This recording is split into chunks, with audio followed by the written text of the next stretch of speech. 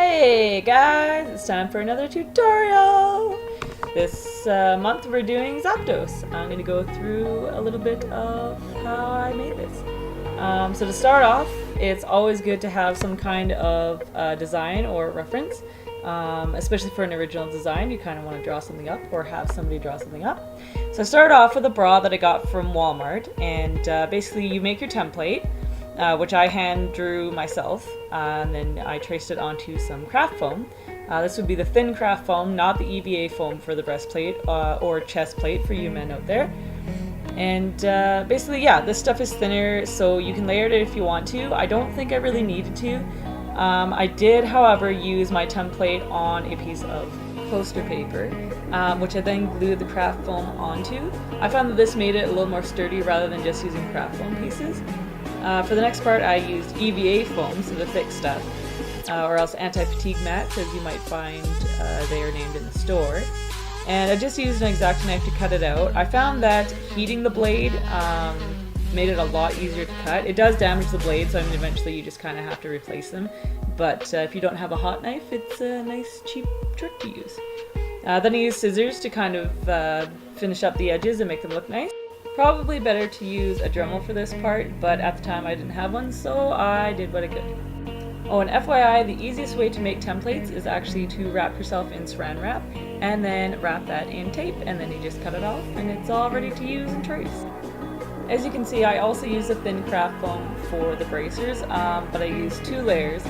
I find that it's a lot better than EVA foam because EVA is just so thick and it can be really hard to put fittings on. So I would definitely do the thinner layers of craft foam. Now what you see me doing here is basically tracing out the lining for the bracers.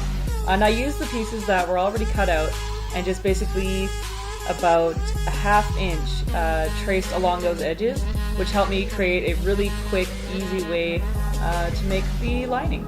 Once you have all your little pieces, you just glue them all on there and you're good to go.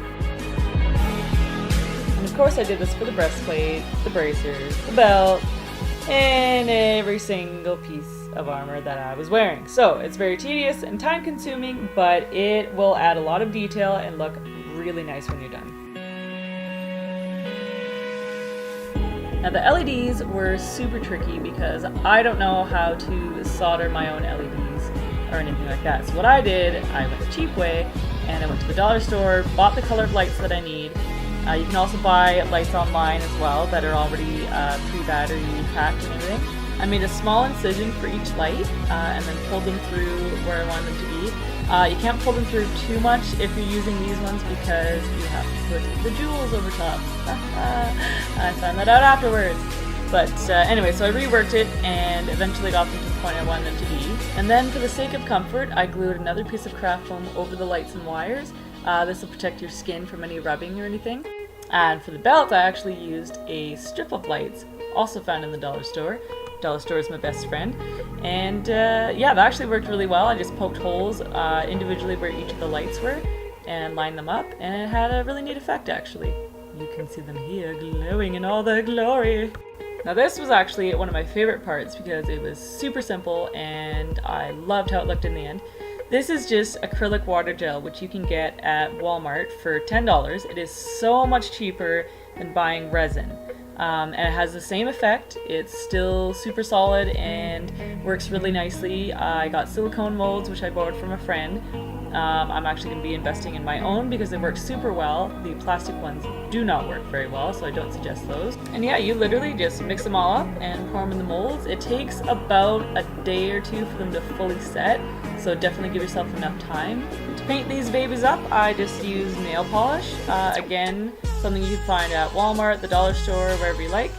I don't suggest using watercolor or any paint or food coloring. The food coloring mixed in with the gems made them really cloudy. It still had a neat effect, but not as nice as the nail polish. Initially I used orange, which I ended up repainting later to gold for the gems because it just matched a little bit better. Now, always, always, always, always, #1 rule about foam is you want to heat gun it before you paint it. What this does is it hardens the foam and makes it look more armor-like, and also gives it a bit of a shiny look once you paint it. You always want the base color of your armor to be something that's going to match your palette. What your palette means is all the colors you're going to be using. So because I wanted mine a bright yellow, then I wanted to use white as a base because it is also bright. And of course I went and painted all the rest of the stuff yellow and gold and all the other shenanigans that I used on it. Another really important tip, always make sure that you allow drying time in between layers of paint. Now it's time for all your lovely finishing touches. So things like weathering, adding fittings, all that good fun finishing touch stuff. What you see me doing here is actually weathering the necklace that I bought for this. I did not make the necklace, I did in fact buy it, also from Walmart. And I just used some black paint on some paper towel and kind of smudged it onto the gold.